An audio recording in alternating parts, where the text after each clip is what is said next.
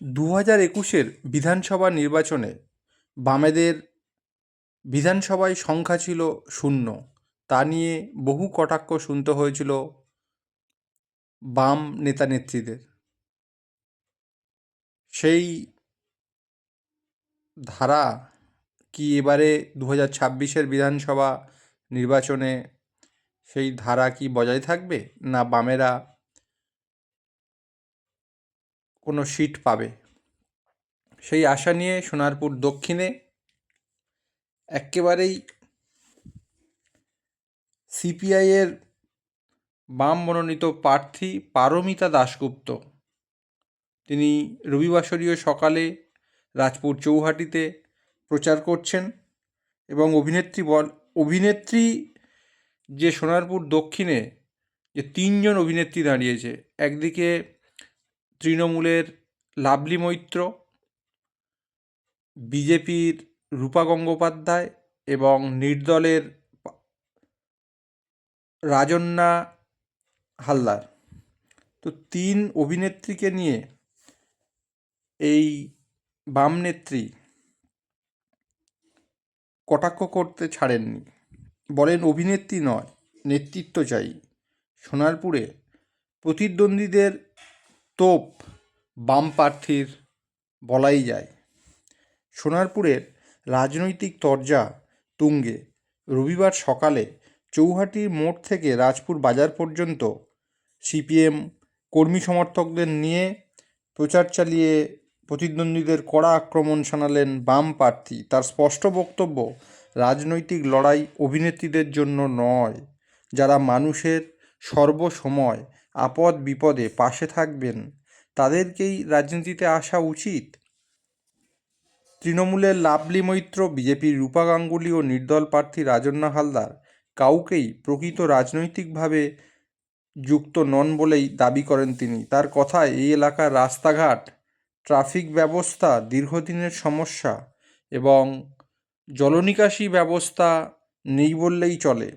এছাড়াও গত 5 বছরে বিধায়ক হিসাবে লাভলি মৈত্র এলাকার উন্নয়নেও ব্যর্থ হয়েছেন বলে অভিযোগ। লাভলি যেখানেই যে কোনো অনুষ্ঠানে গেলে সেখান থেকে তাকে তাড়া করতেও শুনেছেন এলাকার সাধারণ মানুষ, এবং সাধারণ মানুষের সমস্যা নিয়ে তিনি উদাসীন, এমন অভিযোগ বহু বাসিন্দার কাছ থেকে পেয়েছেন বলেই দাবি বাম প্রার্থী। তার মতে বামপন্থীরা সবসময় নীতি ও আদর্শের সাথে লড়াই করে, মানুষের সর্বক্ষণের সাথী হয় এবং মানুষের সবসময় পাশে থাকে। এবং রবিবাসরীয় বাজারে যারা রাজপুর বাজারে মাছ কিনতে আসেন তাদের সাথে প্রার্থী সাক্ষাৎ করেন।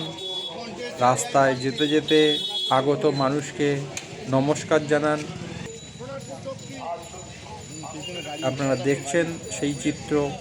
সিপিআইয়ের বামফ্রন্ট মনোনীত প্রার্থী সোনারপুর দক্ষিণে পারমিতা দাশগুপ্ত, তিনি কি এবার ভোটে জিততে পারবেন?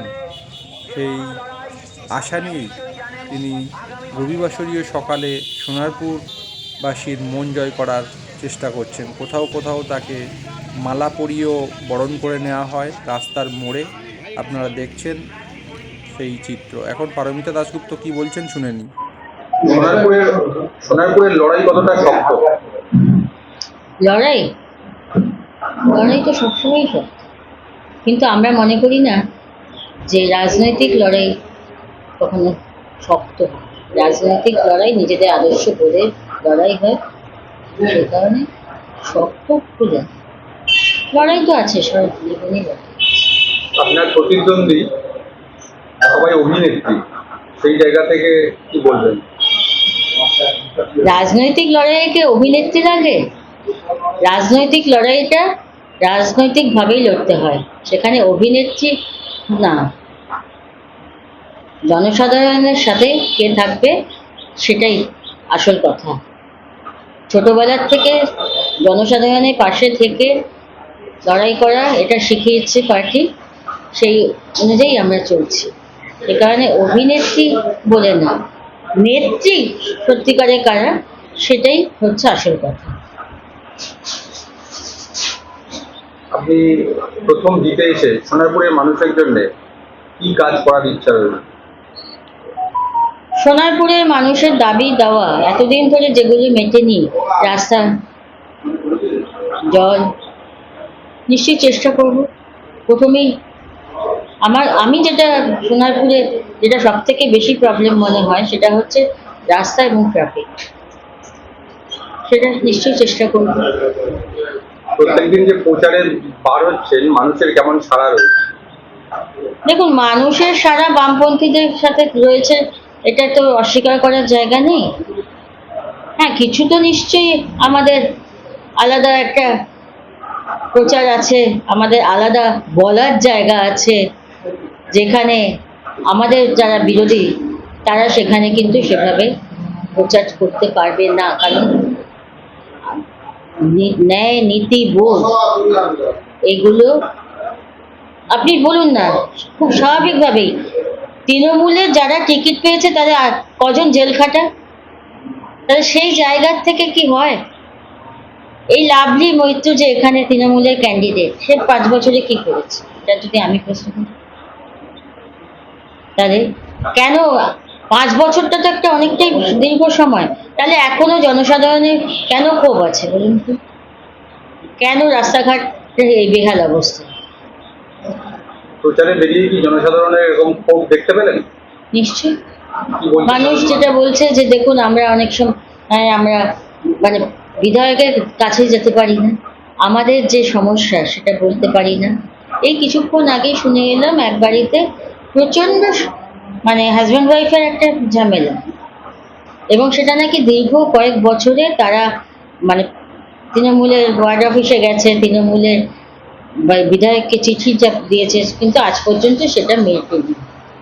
কালকে নাকি সেটা একটা চরম জায়গায় গিয়ে পৌঁছেছে। কেন বলুন? যদি দীর্ঘ সময়ের এটা হয়, তাহলে পরে বিধায়ক হিসাবে অন্তত সে তো লোকাল পার্টিকে বলতে পারতো যে এটা দেখো, বিধায়কের কাছে যখন চিঠি গেছিল। তাহলে মানুষের পাশে যদি না দাঁড়াতে বললাম, তাহলে আমি কেন ভোটে দাঁড়াবো? কেন আমি জনগণের প্রতিনিধি হব? ঠিক আছে।